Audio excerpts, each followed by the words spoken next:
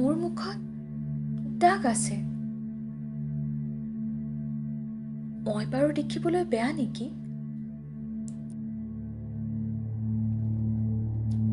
আনুবোৰেচোন মোক ঘূৰি ঘূৰি চাইছে।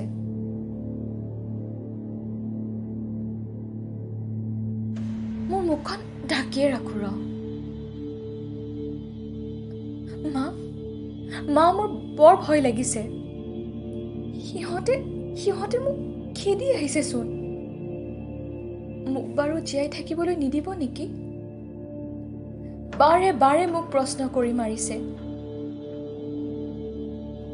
তুমি বাৰু কিবা খহানে যত্ন লোৱা নাই মুখখন। পানী অলপ বেছিকৈ খাবাচোন। জ্বলা মছলা কমাই খাবা দেই অলপ। তুমি সেই ক্ৰীমটো ঘঁহিবাচোন।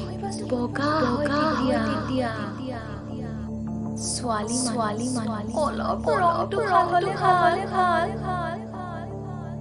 ইমান দাগ হৈছে তোমাৰ কিবা ঘঁহিবাচোন। সি বিয়া নাপাতে ছোৱালী নহ'লেই বোলে তাই মোক বিয়া পাতিব। মাকহঁতৰ পচন্দে নহ'ল। কি তাই ভাল পায়। তাই মোক চাবই নোৱাৰি।